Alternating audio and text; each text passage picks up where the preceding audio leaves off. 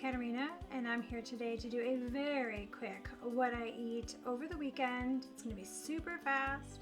I start every day out with some coffee, some keto chow electrolytes, and 2 drops of the Lugol's iodine solution. That's just been my routine now for a while.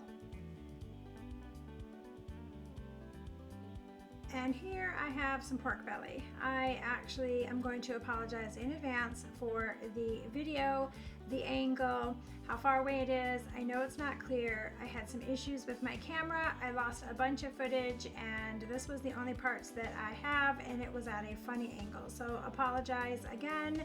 I'm very sorry. Hopefully this won't happen again. But I'm just cutting up a big slab of pork belly here. I get pork belly from Sam's Club, but you probably could get it at Costco as well. I just cut it into big chunks. I season it with a little bit of Redmond's seasoned salt.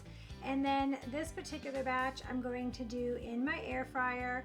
I just put some parchment paper down to help make it easier to clean up. And I stick it in my air fryer at the highest setting for my air fryer, and that's about 450.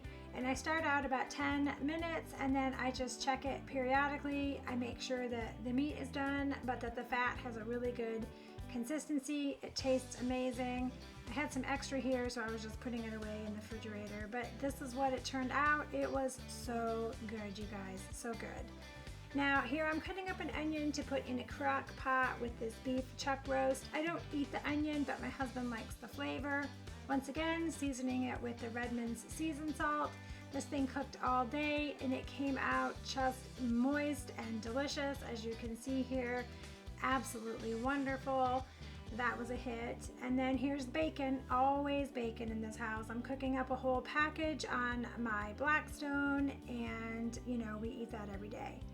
And this is Sunday. Again, I'm gonna start out with a cup of coffee. I'm doing the keto chow electrolytes and the Lugol's iodine.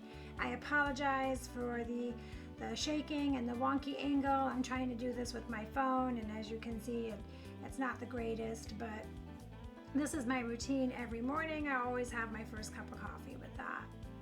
Now here I'm actually dehydrating some beef jerky. I lost all the footage where I would cut all this up and seasoned it, but this is very thin. I believe it can be called like rouladen in some places, that I seasoned with garlic, pepper, Redmond's, and cut into thin strips. I just throw it onto my dehydrator. And again, like I said, I lost the footage where I had cut all this up and put it on here. But this is a really great snack throughout the day if you are a snacker or for taking in the car on road trips. And this other batch I'm getting ready to put on, I seasoned that up with just some Redmond's seasoned salt, and I'm just gonna throw it on this dehydrator and let it go. I do not have a time frame for it. I just keep checking it until it's done. Now you're going to notice that some of these pieces of meat have a lot of fat on them, and if you're going to be making beef jerky, it is suggested that you cure it well and get rid of the fat so that it doesn't go rancid. But we refrigerate ours and it never lasts more than 2 days, so it never has an opportunity to go rancid. Plus, we all really enjoy the texture and taste of the fat when it is made into beef jerky. That might be an unpopular opinion, but we actually really like it here. So I'm just gonna put it all on here, and then like I said, I just dehydrate it until it's done. That is not a fancy dehydrator. I'm hoping to get one day if I can afford it ever. This is just a basic one I got off of Amazon, and I'll link it on my Amazon store affiliate links on my website. Here's chicken. I'm not a fan of chicken, but I did make some for my husband, and I doctored mine up with some bacon and some cheese, although I did since cut out dairy. That turned out pretty good though. And here I'm making the meatballs. You've probably heard me mention, or maybe even seen me make these more than once. The meatballs are always requested in this house. I'm going to tell you right now that meat is not bad. It does look dark. That is lamb as well as ground beef, but the lighting in here is very bad, and this was the only footage I could get. Like I said, camera issues. So no, it is not bad. Yes, it does look kind of dark, but that is because of the lighting, and also that is lamb there. I use pork panko, I use a couple eggs. I do have the whole recipe written out on my blog on my website, so if you're interested in knowing the exact measurements, it'll be there. Now, my husband requested some very Italian meatballs for his spaghetti that I did not eat, and so I did put 2 tablespoons of Italian seasoning in there. But it is dried, so it's not as potent as if it was fresh, but you could do less than that, certainly, if you didn't want them to be really Italian. And I am using the grated yucky Parmesan cheese, but that is what I had. Normally, I just try to get the fresh if I can. I just didn't have any available. And that was just a sprinkle of some of the Redmond's onion salt. Here I am just throwing the meat into the bowl. Again, apologize for the, you can see at some points the lighting does fix itself a little, but again, it just wasn't good lighting.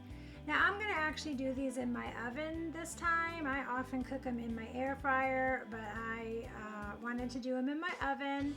So I'm just putting some parchment paper on these trays. I'm gonna actually put it in the oven at 450, and I will cook them for about 10 to 12 minutes in there, you know, just checking with a meat thermometer to make sure that they've reached 160 degrees Fahrenheit inside. Again, I want to apologize for this angle. You can't see what I'm doing. I went ahead and just mixed this up with my hands. I did wash them. They are clean. It's just a lot easier to do it this way. If I'm not really pressed for time, I'll put this meat mixture into the refrigerator because it just makes it easier to make the balls. They're not quite so sticky, but everybody was starving, so I just decided to make them rather large. We like our meatballs to be big. And I'm just gonna make them all, put them on these trays, and then like I said, they are going to go in the 425 degree oven. I don't know, maybe I said 450, but it was 425 for about 10 to 12 minutes. And that's what they looked like when they were done. They were delicious. So I'm sorry this is super short and fast. Thank you for tuning in. This is just what I eat on the weekend. And once again, eat your meat.